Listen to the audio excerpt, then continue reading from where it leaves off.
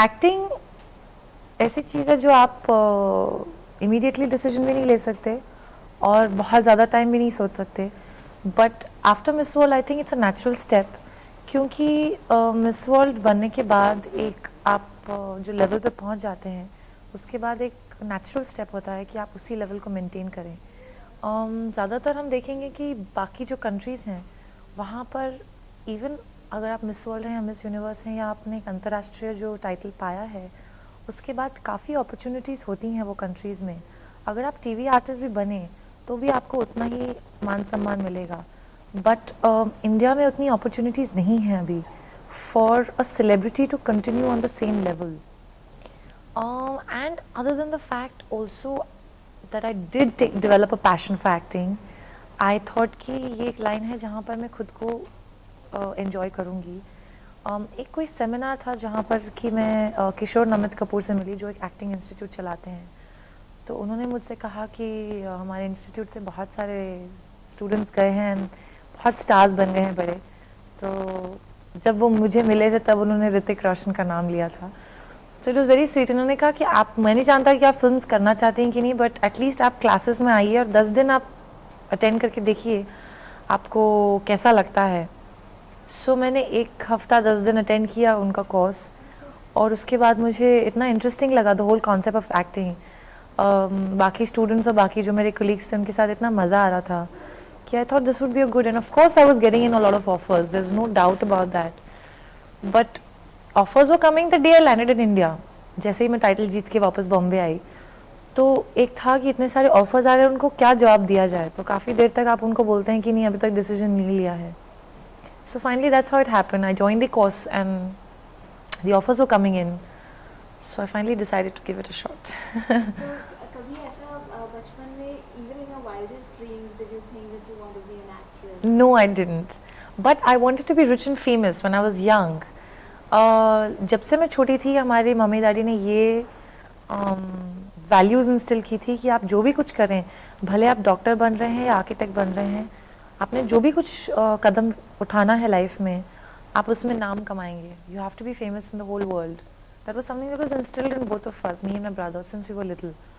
So the drive to become a big and famous person was always there. So I think this was just a means to becoming big and famous in one of the ways. But I've just started, so it's too soon. बेटा this is your debut film, Yeah. तो आपने किस आधार पर ये film चुनी? बहुत सारे factors थे। एक तो मुझे जब कहानी सुनाई गई थी तो पूरी कहानी नहीं सुनाई उन्होंने। फर्स्ट मीटिंग में उन्होंने सिर्फ 10 मिनट में मुझे वन लाइन सुनाया था।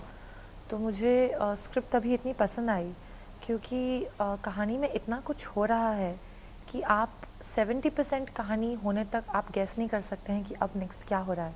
70% मतलब इंटरवल के भी आधा एक घंटा होने के बाद यू कैन, आपको पूरी कहानी समझ में आती है।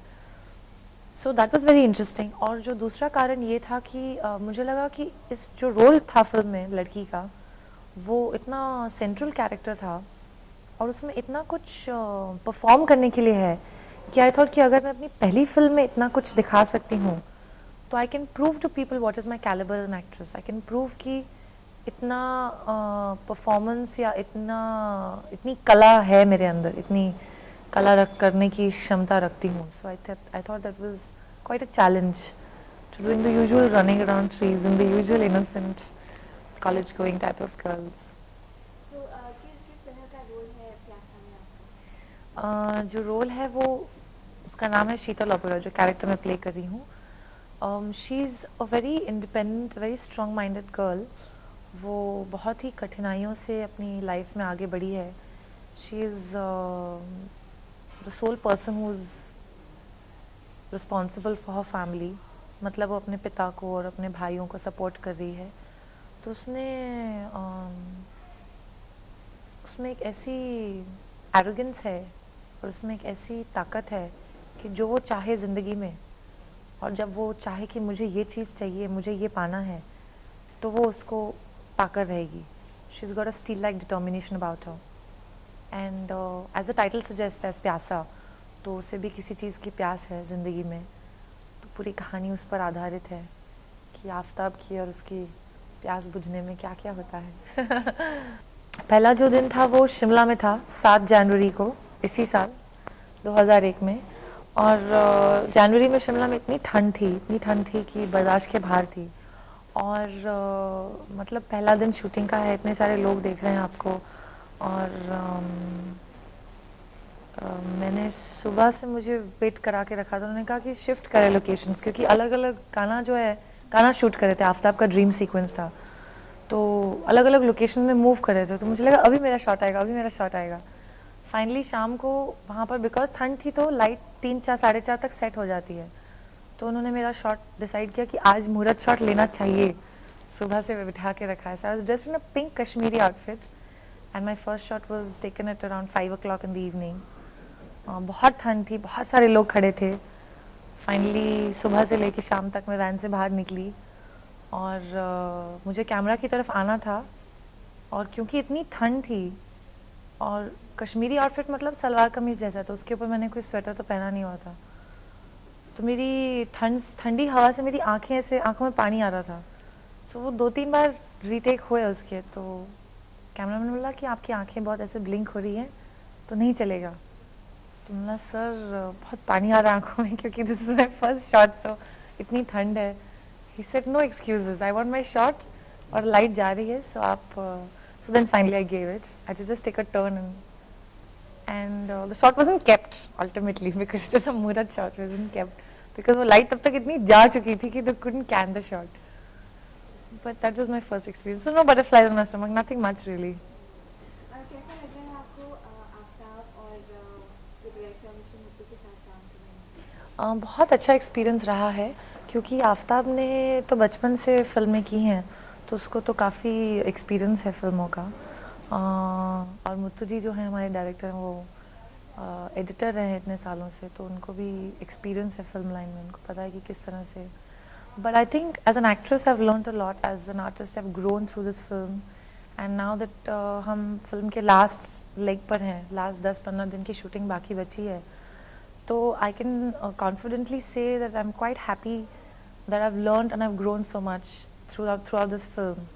I've to a certain extent crossed my own expectations. काफ़ी ऐसे difficult scenes थे जो पहले जब आपको एक दिन डायलॉग शीट दी जाती तो आप माइंड में सोचते हैं कि इसको मैं अगले दिन कैसे करूँगी, लेकिन जब सेट पे पहुँचते हैं तो कुछ ज़्यादा ही अच्छा हो जाता है, because what you've prepared you can probably cross beyond that with your co-artist suggesting, your director getting you into the mood. तो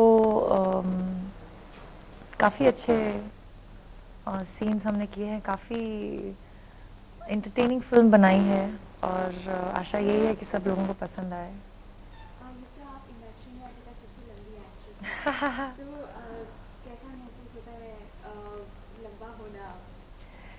आई think it's just an initial hiccup. हर इंसान के शुरुआत में कुछ लोगों के कमेंट्स होते हैं, so obviously this is one of the comments. शायद अगर मैं इतनी लंबी नहीं होती तो कोई और बात पे कमेंट होता, वो हम नहीं जानते। But no, there been lot of actresses, there is Sushmita and there is Shilpa Shetty and all the actresses of the yesteryears have all got wonderful heights. I mean, Sridevi and Hema Malini, even Nutan. तो छोटी सी बात है, I don't think it's an issue as such, कोई उस पर बात करने वाली।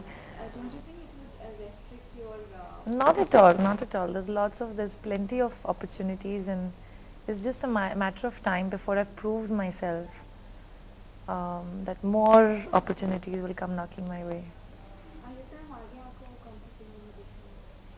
फ़िलहाल तो ये पहली फिल्म है, एंड जो दूसरी फिल्में हैं वो अभी तक फाइनलाइज नहीं हुई हैं, तो उनके बारे में अभी मेंशन नहीं करना पसंद करूँगी। बट एक तमिल फिल्म है और एक तेलुगु फिल्म है, पर उनको शुरू होते होते अब टाइम लगेगा। आई थिंक नवंबर-दिसंबर के पहले तो नहीं शुरू होंगी। And Pyaasa is going to be my first film. या